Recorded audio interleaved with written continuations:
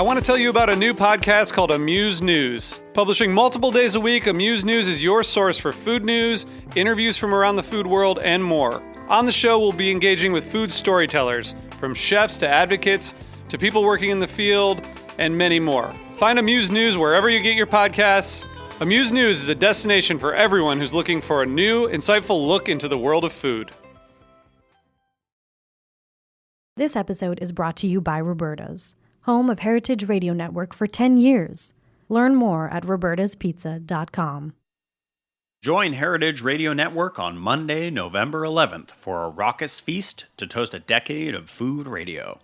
Our 10th anniversary Bacchanal is a rare gathering of your favorite chefs, mixologists, storytellers, thought leaders, and culinary masterminds. We'll salute the inductees of the newly minted HRN Hall of Fame, who embody our mission to further equity, sustainability, and deliciousness. Explore the beautiful Palm House and Yellow Magnolia Cafe, taste and imbibe to your heart's content, and bid on once-in-a-lifetime experiences and tasty gifts for any budget at our silent auction. Tickets available now at heritageradionetwork.org/gala.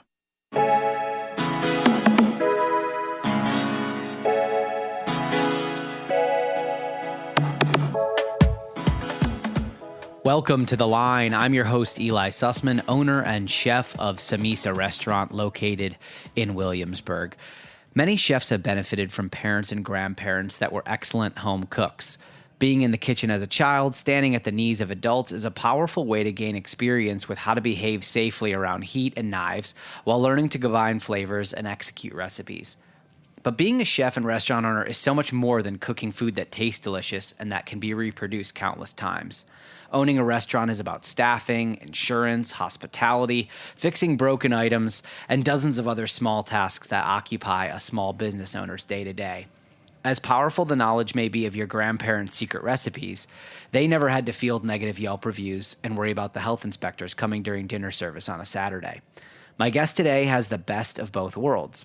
His mother, Ann Bognar, opened up Nippon Tay over 17 years ago in St. Louis, and began working at her family's restaurant, Mani Thai, and wanted to bring the flavors of Japan and Thailand together in one restaurant.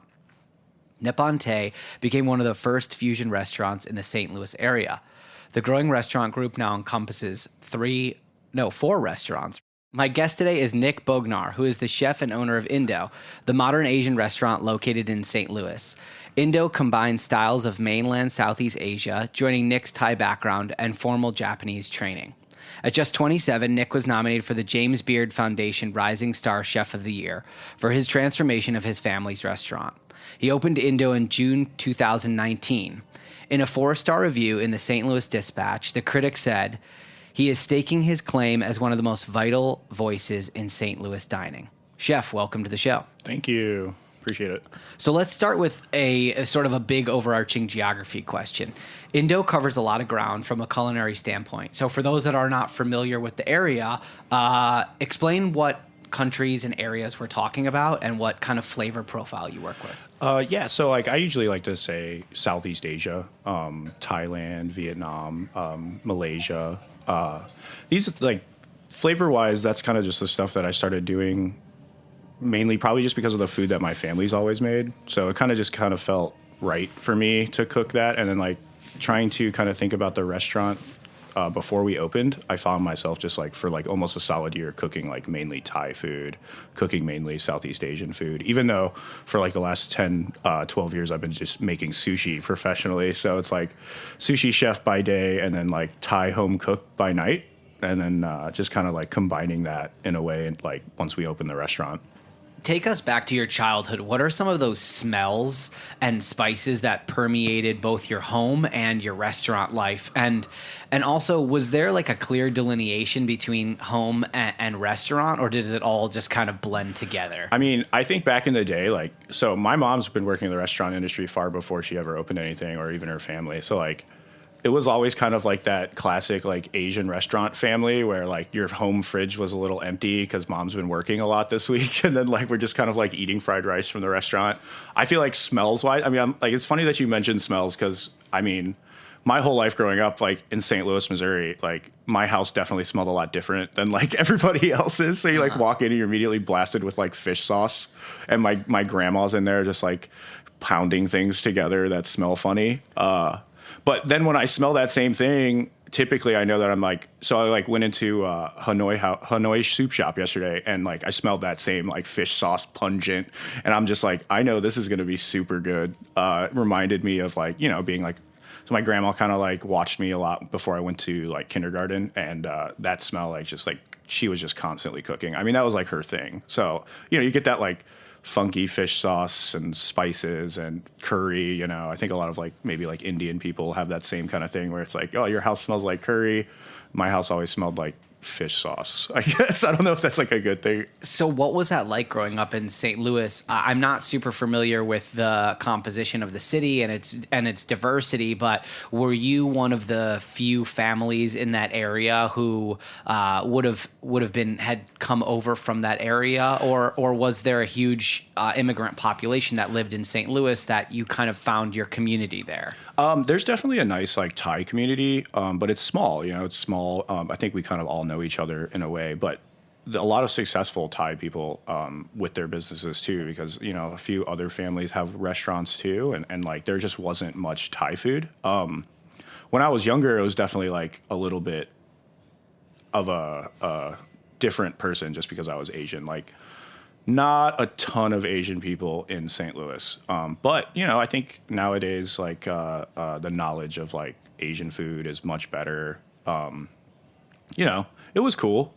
I always kind of remember, like, that classic, like, the first time I had lunch at school and, like, nobody knows what the hell I'm eating. And, like, people, like, judging me and then me trying to, like, trade my amazing lunch for, like, a peanut butter and jelly sandwich. Like, and I always loved, like, Midwest like crappy food because it was different from what I always ate. Yeah. So I mean, there was all that classic like trying to fit in yet still. But now it's like it's cool to be different, right? Like I think it would be very cool to bring like a traditional set lunch. Yeah, know, I mean, like if you were bringing someone like, you know, a Japanese bento box, giving it to your kid for lunch, that would kill in the lunchroom. I mean, dude, well, my mom was just hooking me up. Like, I would go to lunch with, like, I mean, once she opened Nippon Tay, I'd be, like, at school with, like, sushi, man. And nobody's, like, people are like, what is that? Like, nobody wants to eat it. And I'm over here just, like, you know, it's probably, like, a $60 lunch, man. And, like, these third graders are like, Is that raw fish? Yeah. They've got Lunchables. Totally. And you're getting, like, your full omakase. And I'm just over here, like, jealous of the Lunchable. Yeah. I think that's, like, a very traditional way to grow up. That is,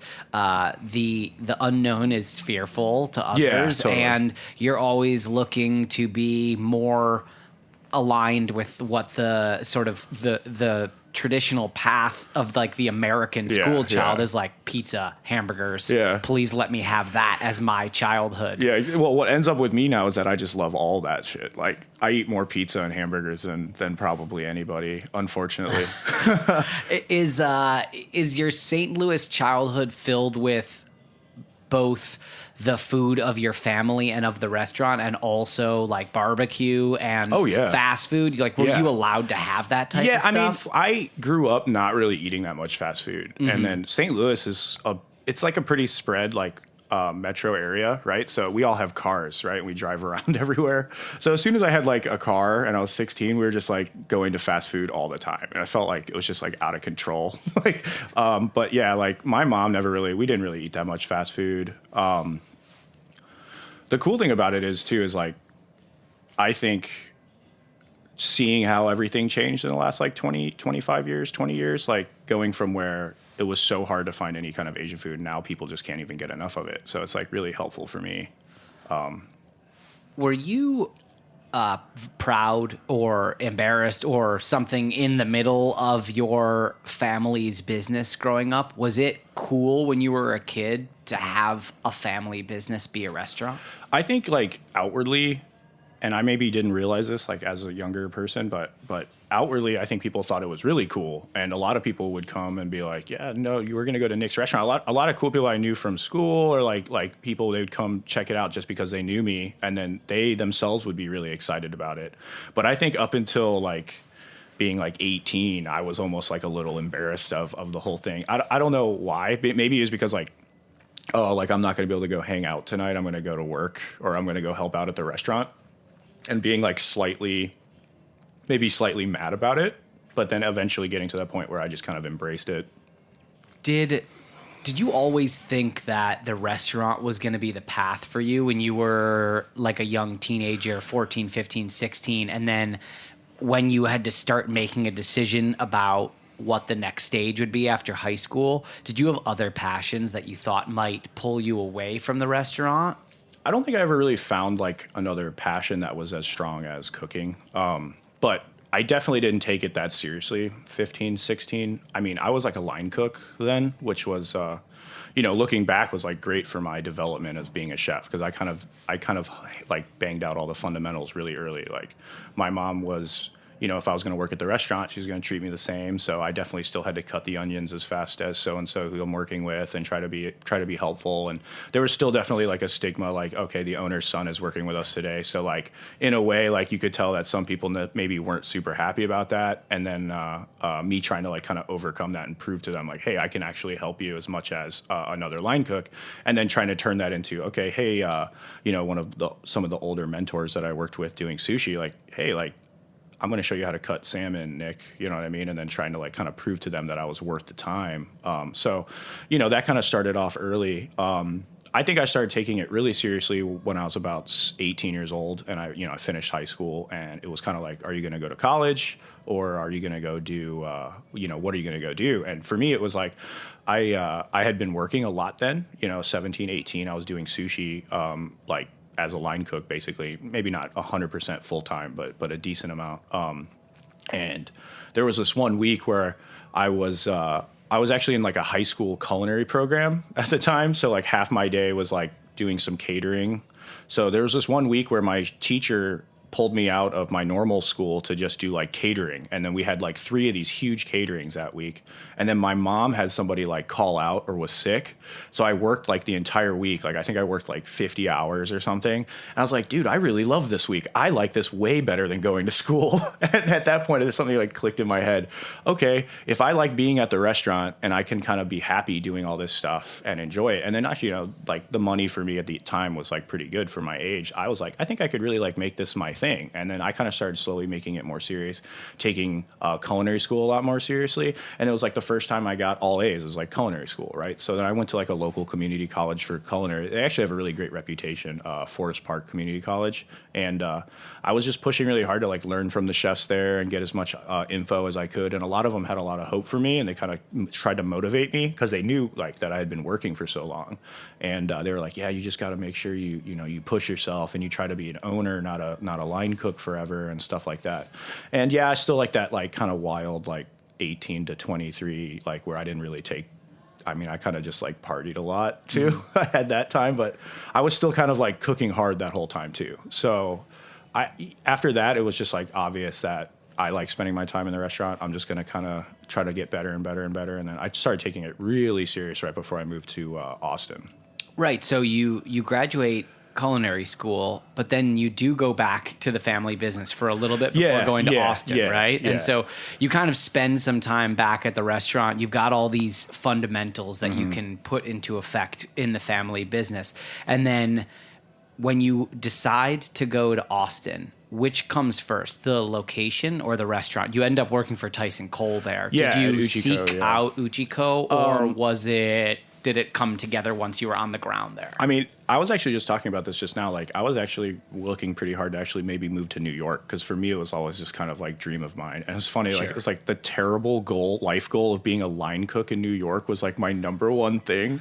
I was like, what a bad dream. Yeah, it's like the beautiful weather and culture of Austin, where you can share a bedroom with 3 other people and be a line cook. Yeah, and that's York. the funny is, like, I didn't even want to be like a chef either. I was like, I just want to be a cool line cook. Like, I thought that was cool. No, I was looking a lot all over. And one of my best friends from St. Louis actually moved to Austin because his brother had moved to Austin. And he's like, I'm working at this amazing restaurant, Uchiko. I think you should work here. And that was kind of when I first started really looking into what Uchi did. And then I was like, wow, this is insane. And at the time, Uchiko was just coming off of Paul Key winning Top Chef. And I didn't even really connect the dots. I mean, I've always been kind of a fan of that TV show too. So when I saw that, I was like, I'm just going to go here. It seems like they just produce like the best people. So, you know, I kind of thought of it as my like post associate's degree, like more knowledge, more pushing. So I was like, I literally got my graduation papers from culinary school because I was like still finishing classes and like didn't even go pick up my diploma and just like moved to Austin. So it was pretty cool. Did that place give you everything that you had hoped? Yeah. Like even if like during the time there, I didn't really realize it because it was just very hard and serious. And it was like, okay, like, you know, they knew all about my career thus far. And it was kind of like, okay, you've been working for your mom. Like they were almost, I think in a way, pushing me as hard as they could to see if I could kind of break out of that kind of family tree of restaurants and stuff. And it's like that classic, like very serious restaurant. And I learned to be a professional chef, I think, at Uchiko, whereas before I was maybe more of like a feel it out kind of chef. And that was the first time I learned like real proper efficiency, you know, like you got to get there and you can't really, you're not allowed to be there all morning. You know what I mean? Because that's just not allowed. So it's like, you better get your stuff done quickly and like very well. And I remember after leaving, like being super thankful for all that because I learned to basically just like prep harder than anybody and be able to do, you know, all these different advanced components. And they expected you to be able to make a sauce without having to explain it. They expected you to be able to make a puree without having to explain it. And that was kind of the first time somebody was like, you know, holding you to that standard of, you know, some of the best fine dining around. So it was definitely a big kick in the ass at that point. Was that place a recipe book place, or was it just a dictating, like, now you make the X sauce for such a dish? It was definitely dictating. Okay. So it was like... So did you keep a notebook with you? Yeah. And, like, you just wrote down everything and Yes, prayed to God that you got it right? And it was like, chef, could you explain how to make the Vichy swal? And he's just like, oh, again? All right. And then, like, you get, like, 5 minutes of his time, and then you got to make it. Right. But that made me better at cooking because I think the point that they came across to me after being there for a while and really starting to like be able to hold it down a little bit was like, don't think about the specifics too much. Just cook it really nice. You know, make a very beautiful sauce, and you're not going to make it the same every time. You're going to have to understand that's like, oh, it's a little thick, it's a little loose, it's a little, you know, is it green? You know, is it really nicely green? And just kind of. First time you kind of like show that to the chef and then he's like, yeah, that's perfect. It's like, yes, I did it. I did it too. Like I didn't just copy something.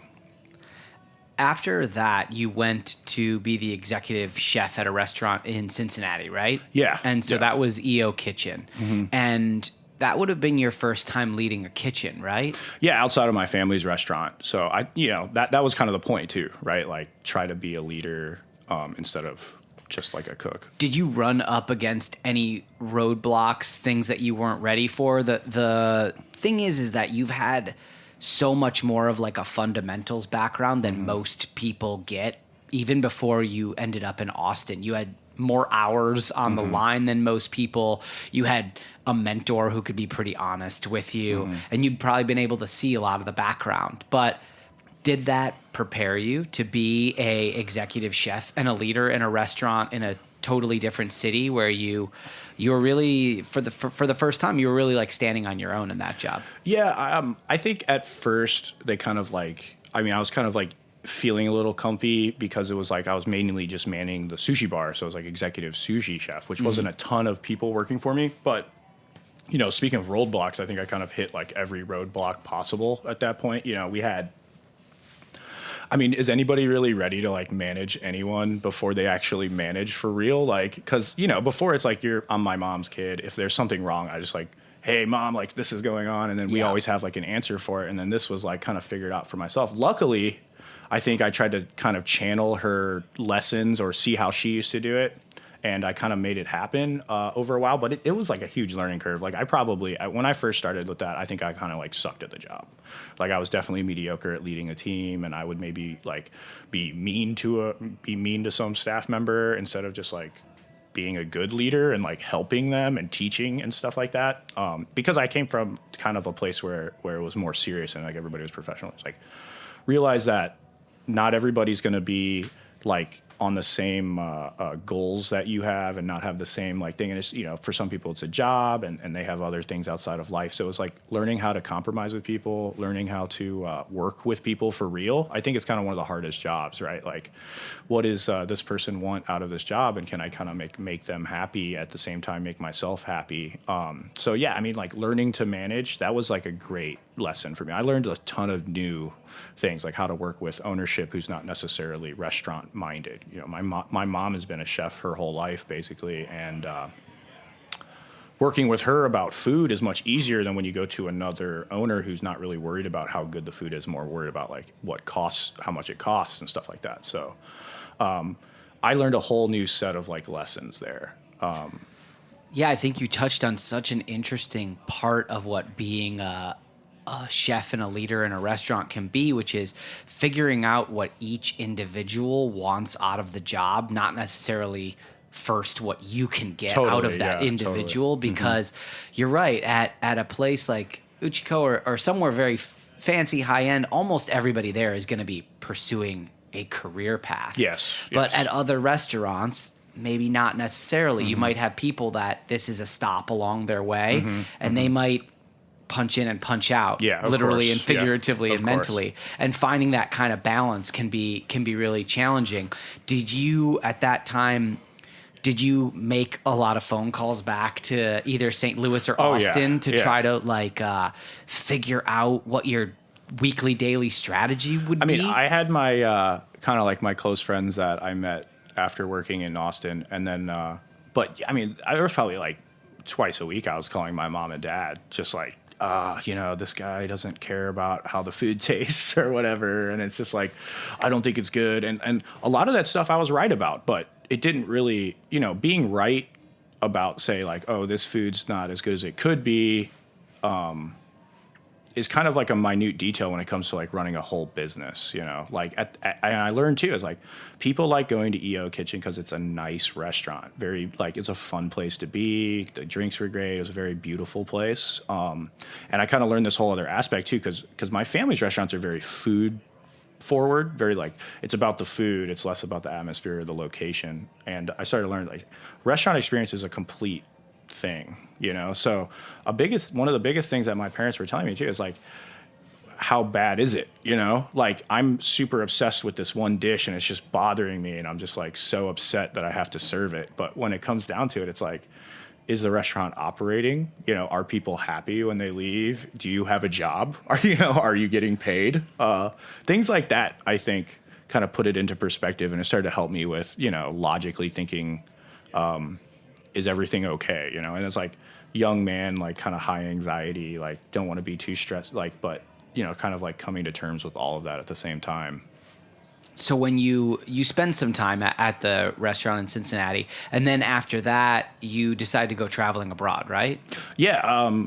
I basically, I was at E&O had been, in my opinion, was doing like kind of well by then. I feel like I had kind of learned all those lessons. I had a nice sushi team. I had a nice team there. My friend was the chef. We had gone through so many different chefs, and finally the guy I liked the most was the other chef for the kitchen side, and we were both having fun. But at the same time, I started to get a little bit like maybe just bored of the food, I guess, is what it comes down to. And we all kind of sat and was like, I think the food of that restaurant is what it is, and that's what it's going to be. And there's nothing wrong with that. The place is still a great experience, But I was like ready to do more of what I had done prior to E&O, and I wanted to make more, I guess, just like better sushi in general. And so I had talked to my parents, and I was like, okay, I think we're going to move back to St. Louis, because my mom was like super open to just renovating Nippon Te.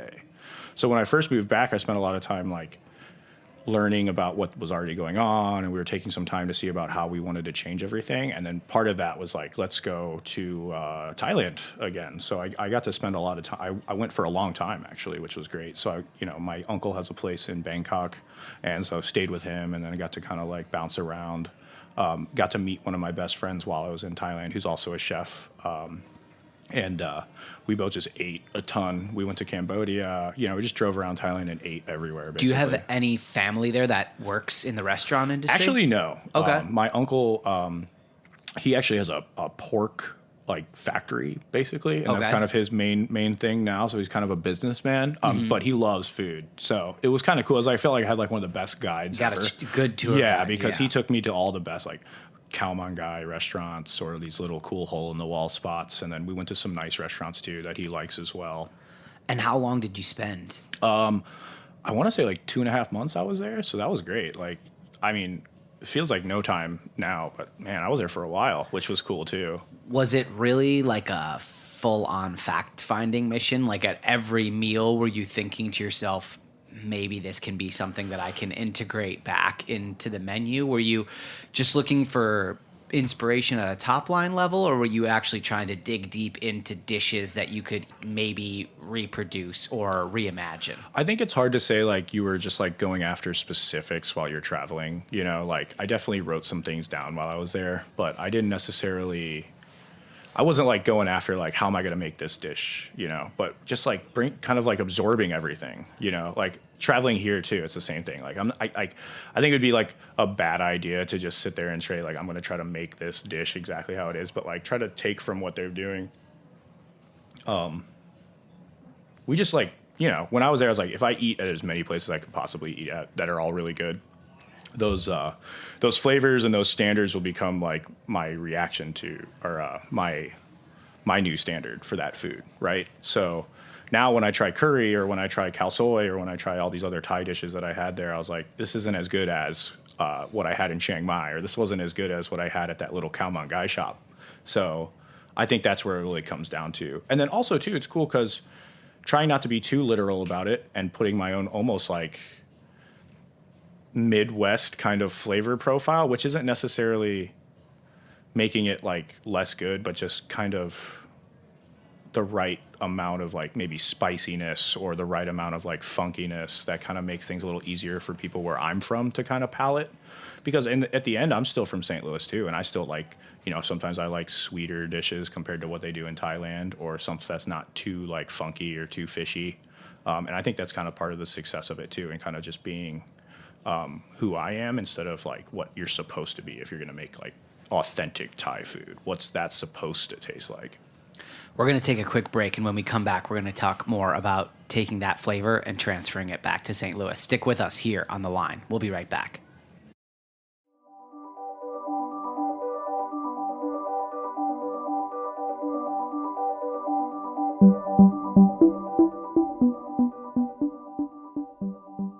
This episode is brought to you by Roberta's, home of Heritage Radio Network for 10 years.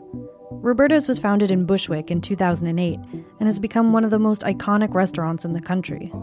HRN made its home inside of Roberta's in 2009, and together they have become part of the DIY fabric of the neighborhood. Roberta's, the pizza restaurant, is open for lunch and dinner 7 days a week and serves much more than just the famous wood-fired pizzas. Their team dreams up new salads, pastas, and sandwiches on the regular. Roberta's Tiki Bar is alive and well in the back garden, serving up frozen drinks in the summer and hot toddies in the winter. Stop by the bakery and takeout spot next door for fresh breads, sticky buns, and pizzas to go. And of course, there's the 2 Michelin-starred Blanca tucked away in the garden for truly daring diners. But Roberta's also extends beyond Bushwick, with multiple locations in New York City and now in Los Angeles. You can also find their frozen pies in grocery stores around the country. The spirit of Roberta's, like Heritage Radio Network, is everywhere. Here's to many more years of pizza-powered radio. Learn more about Roberta's at robertaspizza.com. And fall asleep just to wake up.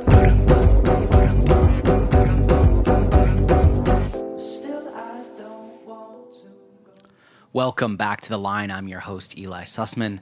My guest today is Chef Nick Bognar. He is the chef and owner of Indo, the modern Asian restaurant located in St. Louis. Indo combines styles of mainland Southeast Asia, joining Nick's Thai background and formal Japanese training. He's been nominated for a James Beard Foundation Rising Star, and he came back to St. Louis after working in Austin and Cincinnati and rejoined his family restaurant to revamp it. And then very recently, he's opened his own shop. Before we start talking about Indo, which is what I want to spend the most of the time on in the second half, when you came back to St. Louis to open, sort of reopen Nippon Tay, what did that consist of? It had already been open and it had been around for 15 or so years at that point. So it feels like kind of a tall order. It's a neighborhood restaurant that like is very well established. What did you change? What did you not change? And was there any tension amongst family of like, hey, Nick, we get that you have this like huge chef pedigree now, but ... Yeah, definitely.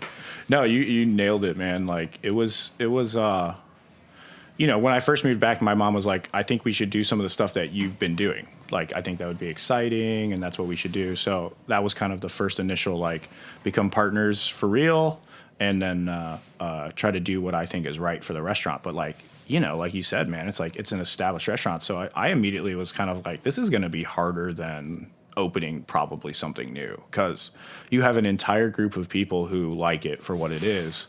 And maybe there's a whole new group of people out there that you could grab and try to get to come to the restaurant. But like, how are you going to kind of get them excited about some new things? So it was like kind of like a full year-long process. And, you know, like running restaurants, you probably understand is like, first you have to get better people too, because you have a lot of people who are used to what they have been doing. And that workload is completely different than what I want to get it to. Right. So at first it was like, yeah, you guys can't like do this. This is not the right way to process this fish, or this is not the right way to do that. And that would piss off just staff, right? Because they're like, who, like, you know, and then it was still that same thing. It's like the owner's son, you know, there's a lot of like internal, before we even really changed anything to like the guest's perspective, there's a lot of internal, like, I don't really want to do what this guy says, right? And I even had to maybe let some people go, or they just decided, I think mainly most people were like, this isn't for me anymore, and they kind of moved on, and that's fine.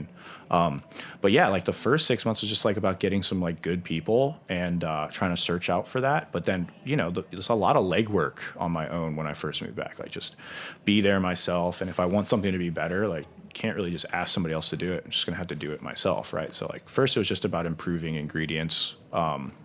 They were in that kind of classic sushi bar where you have like a ton of rolls, and a lot of that product wasn't as necessarily like as high end as I would have liked it to be. So first thing I did was like, what rolls are made with things that I don't approve of? And then we just kind of like pulled the Band-Aid to get rid of that stuff. And then that immediately kind of reverbed to a lot of guests. Like the loudest guests, I think, were the ones kind of telling us like, this is bad. I want my roll that you used to have. And I'm like, sorry, I just don't believe in that frozen product anymore. And I just decided to take it off the menu. And it was hard to kind of see if you were doing the right thing, because you would get a lot of people complaining, but then you would also get a lot of new customers who would come in and they'd be like, this was great. This was much better.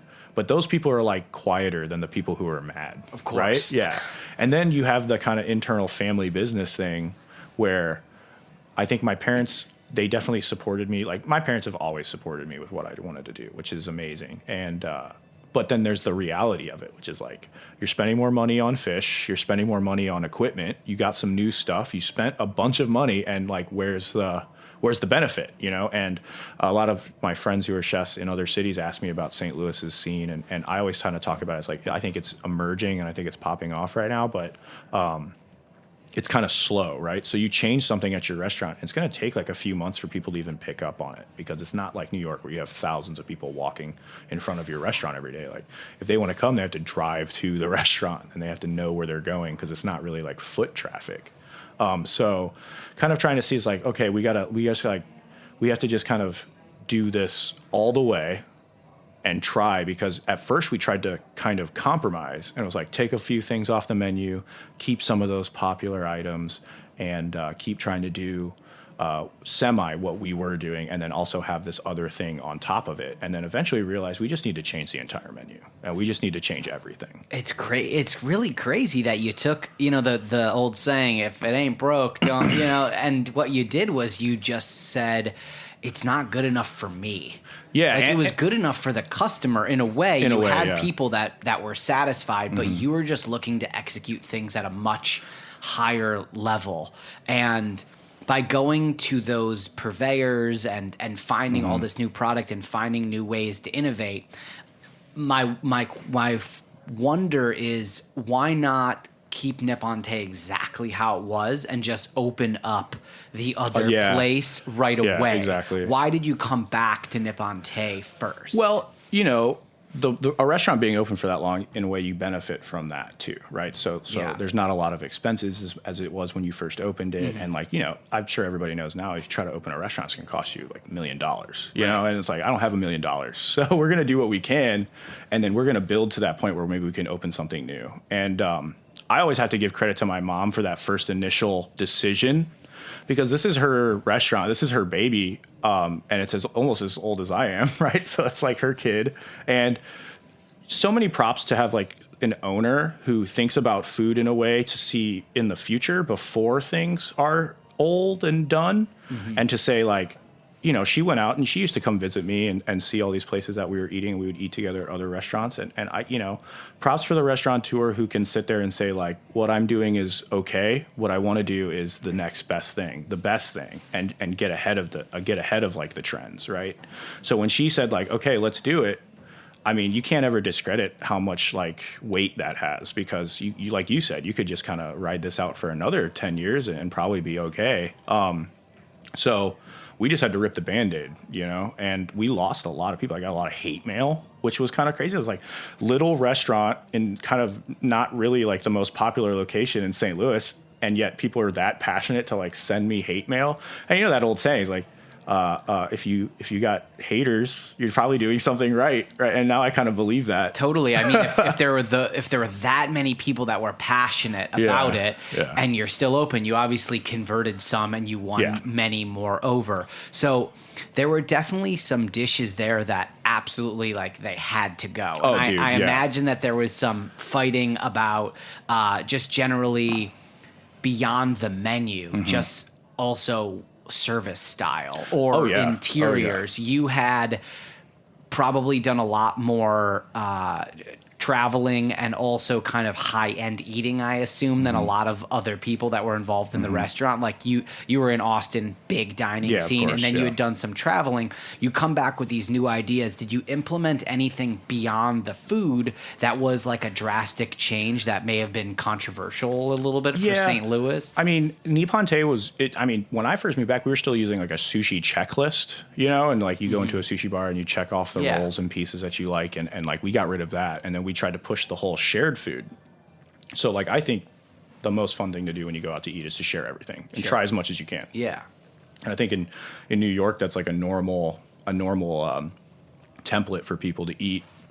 But there was a lot of like kind of back and forth with that, because some people walk in and they're just like, I'm just going to have my roll and I don't want to share with anybody. And so we kind of flipped that service style. But then there was like, it's just a ton of little things. Like doing that all at once really is what it comes down to. I think it was a little too much for some people. And there were servers who didn't like that either, because their job used to be just like, give me your checklist. Can I get you any drinks or whatever? And then it became like, hey, you're a real server. Yeah, exactly. Everything's meant to be shared. Can I explain some things? Yeah, sell at the table, which is just, so me without like a true general manager at the time, like was really pushing food knowledge. And I thought through food knowledge, I could hopefully just, the servers will be so good at knowing the food that they could hopefully just explain that to the table. And that's kind of the first step. And then I brought in my best friend who I actually worked with at Uchiko, and he was, I was really happy to help me for about half a year and just be my main point guy in the front. So kind of like our secret weapon. Who me and him have always seen eye to eye on food, and we knew that we could do it. So a lot of the help in that front of house was to him, and I appreciate that a lot. But yeah, man, it was just like so many different things, and like we really did spend about a year just kind of flipping the restaurant. And then by the end of that year, I had way better team of chefs and cooks, and then a way happier team because we were so proud of what we were cooking now, whether we weren't super busy or not yet. And like I said, like time kind of moves a little slowly in St. Louis.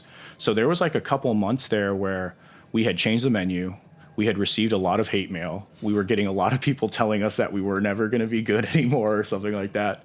And then I had spent a lot of money and almost double on fish, right? Because I was trying to get fresh fish from Japan, like flown in, all that stuff. We kind of fly a lot of stuff in through Chicago. And my mom and dad, and that's the point, is like everybody else can be mad at me, but mom and dad's opinion is the one that really matters, right? So when they came to me one month and they're like, is this okay? Like, are we good? And there was a lot of tension there. Like, I don't know if this is going to work, right?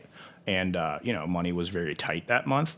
And it was almost like, thank you so much for getting this. Like, we got re-reviewed by the main food critic. And it was like, if that didn't come for another 2 or 3 months, I'm not exactly sure how that would have ended up. I really couldn't even tell you. Like, maybe we would have kept trying, or maybe we would have reverted back or something. But luckily he came in and was just like, this is some of the best sushi now. And after that, it was like flipping the switch on because so many new people came. And then I think we just kind of retained those new people. And then the word started spreading. And the next thing you know, we're like getting food bloggers and pictures, and social media is lit up. And it just kind of like happened in like probably the span of like a 4-month period until that James Beard semifinalist nom. It was just like, holy shit, like we're super busy now. It's, it all happened so quickly, but everyone doesn't know what happened behind the scenes, which is for over a year. I would say, you were building up to that point, and then everything comes together.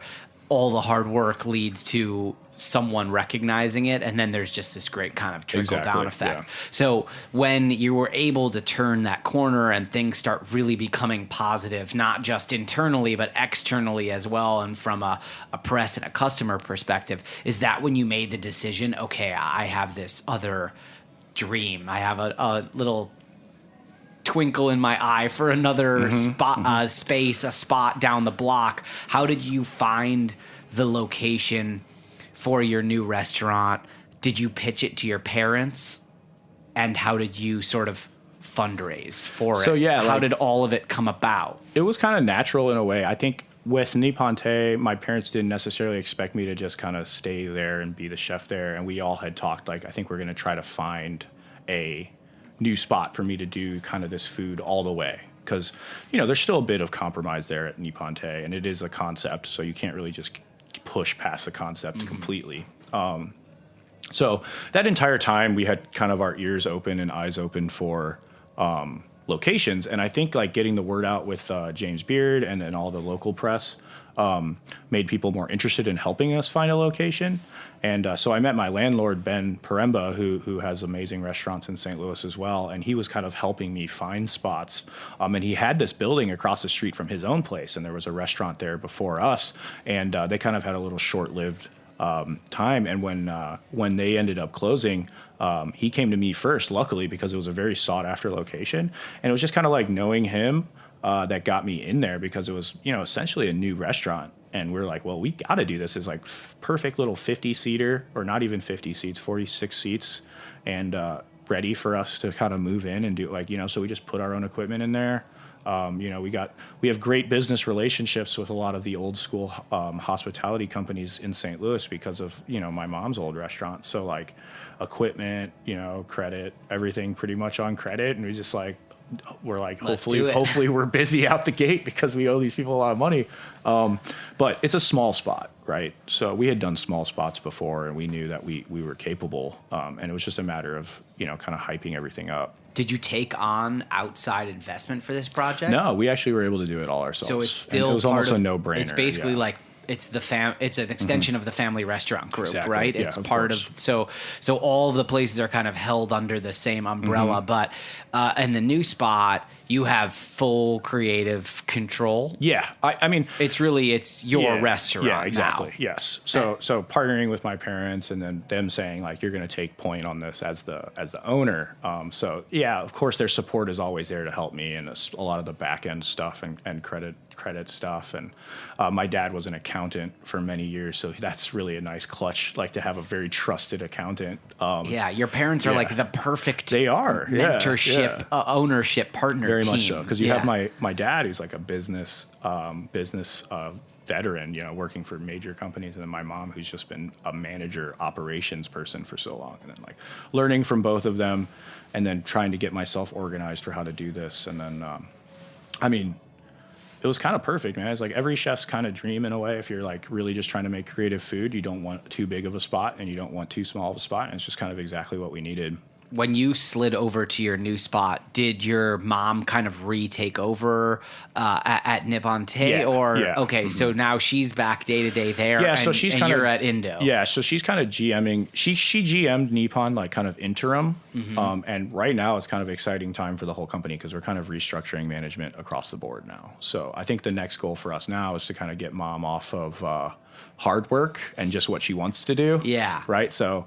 How many people across all the restaurants? Oh, that's a great question. Wow. I want to say we have probably about 70 employees now. 60. It's pretty good size. Yeah. Definitely at the point where, you need some of those levels of hierarchy to deal with sort of the day-to-day operations. So now the idea is to kind of template that.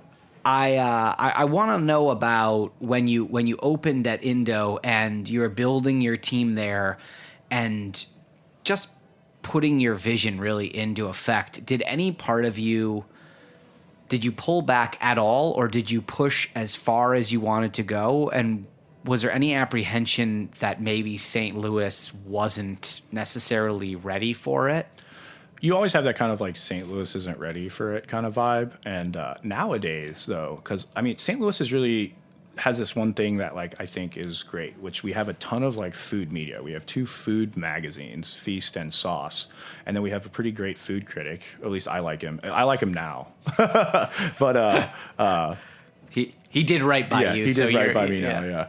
Yeah, but now you have this like insurgence of like great food. Like in St. Louis, like the weather's not amazing all the time, and there's not a ton of crazy stuff to do. So it's like really just like an eating and drinking town, in my opinion, and sports, right? So for me, I was like, I think I'm kind of over the whole like, is St. Louis ready? I'm just gonna cook what I like really want to cook, and if I only have 46 seats, I'm hoping that that's enough to fill up the restaurant.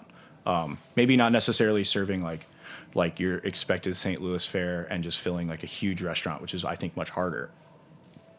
So for me, it was just about having fun with the food and hopefully letting things trickle down from there, and not really taking it too serious, like what our definition is. I also opened up a restaurant young. You have a much longer pedigree and you have sort of a family support system built in. But from my perspective, I often, when I go into work and I think to myself, oh, wow, I'm in charge of all of this, that can be kind of a daunting thing. I sometimes think to myself, oh, if I would have worked for a couple more people and spent a couple more years doing this at that restaurant and XYZ, maybe I'd be more prepared. And sometimes it's just you got to dive in head first. So I guess my question is, you as a young business owner, and in the grand scheme of restaurant ownership, you are fairly young. Do you ever get the feeling that you wish you would have spent a couple more years working for other people, or do you feel super ready? And do you still day to day feel like you made the right decision? I feel like I made the right decision, definitely, because I like where I am. I like my job right now a lot, which is great because, like, I'm getting older and I don't want to be doing anything that I don't want to do. I think that all the time, though. Like, I would really have, honestly, I think about working for other people as much. Like, I think that would have been really fun for me in a way. Like, so, like, my friends from Austin are all working at, like, other cool restaurants now, and I thought, part of me is always like, oh, I could have, we would like, do the whole like roommates and we work at the badass restaurant again. And like, for a while there was like, it was great. Like we were all really good at what we did and it's fun and like less responsibility, like that line cook lifestyle. I actually do kind of enjoy, like I embrace it a little bit. I think it would have been really great for me as a chef and my food because I would have just gotten better and better and maybe even more rapidly. But I think when you, like you said, like if you're like you start up your restaurant a little bit young, you learn a whole different set of skills, being the one in charge, like I have to be kind of that that trusted like rock for the whole staff, and I'm learning to be the guy who doesn't freak out, and people can look to me and be like, okay, like Nick's here, so everything's going to be okay. Something happens with the POS system or something happens in the bathroom or like all these little things is like, stay calm. There's a way to fix this. Like I've learned all these new little things over the years because I was in that position to be a leader instead of just being a line cook. So I think you have a ton of people who are insanely good at cooking and like that I look up to all the time. And it's like, for me now, I'm happy that the skills that I'm learning are keeping me as like a well-rounded, maybe like restaurateur. And I would love to be, like a more successful restaurateur in the future. And cooking and being a chef is like just part of that job. So I'm glad that I'm pretty good at cooking. Of course, if I had worked at some like really great restaurants, I think I could be even better. But I think I'm getting really good at like keeping people happy, keeping the staff happy. Like I think that, and that's kind of like the future of restaurants in my opinion. Like I'm over the whole, like everyone is miserable because they have to do this job.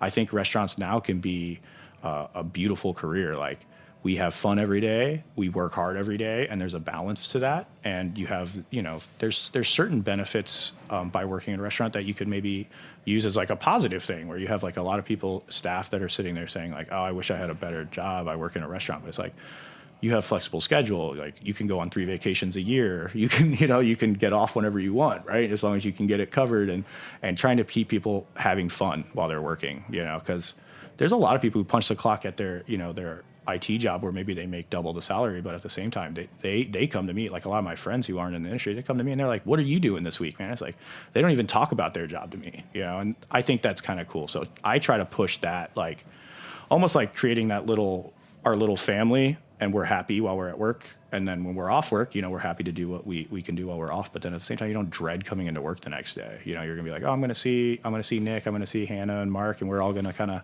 make something delicious that night, and then we'll go home. And, it's like happy. Everyone's got to be happy. That's good. What are your goals with the restaurant? It's pretty fresh. It opened in June. So you're in the first year of being open. Obviously, the critical acclaim from the St. Louis Dispatch, it helped Nippon Tay tremendously. Everybody wants a good review, but beyond a positive review and beyond customers coming, what do you hope for your restaurant? I talk about this a lot actually to like the staff, and I think I'm even more more strongly about it after kind of walking around New York a little bit. But it's like I want that restaurant to become kind of that, to kind of immerse itself in that local community where people are walking to the restaurant and maybe they haven't thought all week about eating at Indo, but they just kind of walk in and they can get a seat and it becomes part of that neighborhood. I really just want it to become part of that neighborhood. Because to me, like a cool restaurant is a place that people can just kind of count on, like I don't need to feel stressed out about getting a reservation, which maybe right now we're really hot and we're kind of busy and you got to make a reservation. But eventually I would love it to kind of get to that point where it feels like, oh yeah, we're just going to go to dinner at Indo real quick, or we're just going to have a bite at Indo and then we're going to go do what we're going to do down the street. I just want it to be like chill and like a place where people can go and feel comfy, So for me, like these neighborhood restaurants, like we were talking about earlier, like places that aren't too serious and yet really serious about the product that they essentially if I'm taking money for something, I need to be serious about it, right? So I don't want to like make it lax, but at the same time, I can't wait for it to be a place that's just kind of like, yeah, Indo. We've been there, like we go there all the time. We go there once a week, lunch or dinner or whatever. I want you to talk about one dish. I know it's hard to sum up the entire menu, but if you can kind of break down a dish for us that's on the Indo menu that you think is an awesome representation of the type of food that you like to do there, and whether or not it's harkens back to like your childhood or maybe a traditional dish from a specific country, but like why did you create it and why does it live on the menu at Indo? So like, I mean, there's a couple dishes on there that I think are really kind of like dialed.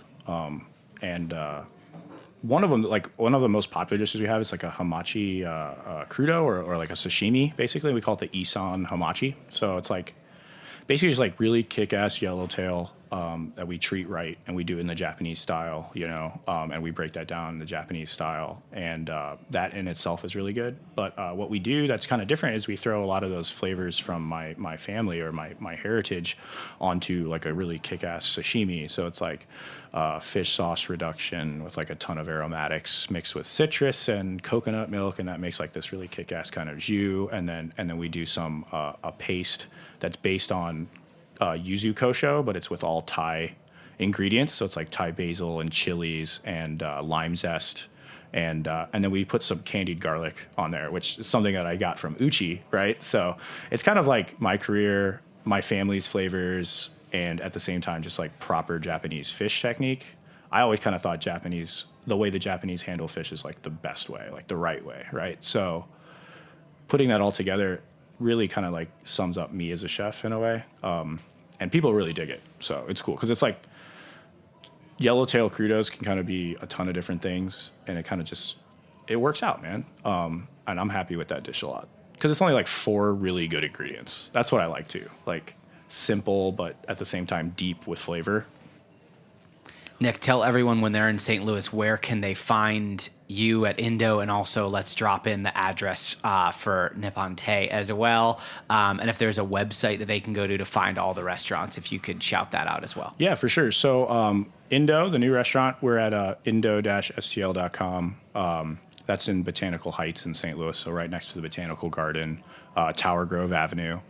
Shouldn't be too hard. There's a bunch of restaurants around right there. It's kind of a new upcoming little area, but you'll find me there most often, like working at the sushi counter. And then Nippon Te, which is kind of our larger sushi bar, the old family restaurant. That's a little bit outside of the city on Manchester Road, 14025 Manchester. And you can find all the website stuff for Nippon and Ramen Te at testl.com. Cool. Nick, thanks for being here and joining us.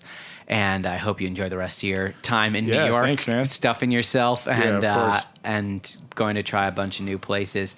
Everyone, thanks for listening to this episode. You can find this episode and all the other episodes of The Line wherever you get your podcasts, on iTunes, Stitcher, Apple Podcasts, and of course on heritageradionetwork.org. Join us every Tuesday for new episodes of The Line here on Heritage Radio.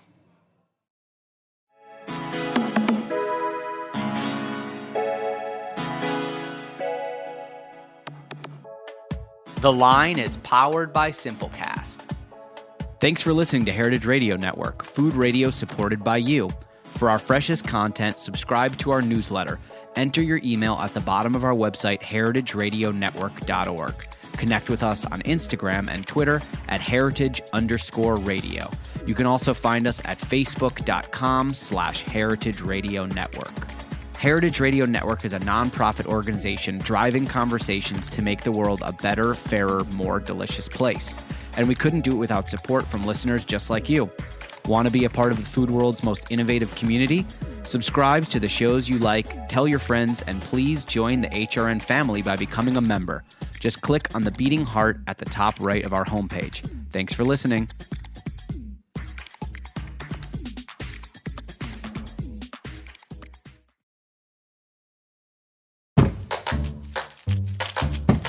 Hey, are you hungry? Well, you're in luck.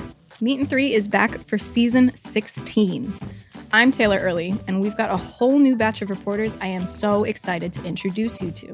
Hi, I'm Elizabeth Fisher. Asha McElroy. Sam Girardi. Jessica Gingrich. Hannah from Wisconsin. I'm a swing dancing audio engineer. I am a future registered dietitian nutritionist. I'm from New York, and I love rice and beans. My favorite food of all time is a shrimp burrito. I love watermelon. We've also got a bonus podcast for you called Behind the Internship. 3 of our reporters will take you along to show how they developed stories for this very show, Meat and 3. Hi, I'm Danielle Flitter, a plant-based chef from Philadelphia, living in Mexico City. I'm Sophia Hooper. I'm a bartender based in Portland, Maine. My name is Addison Austin Liu. I am a chef and food journalist from Salt Lake City, Utah, and my favorite food is Peruvian. Rice and beans. Hand-drawn noodle soup. So tune in to enjoy a square meal for your ears. And I hope you saved a little room for dessert.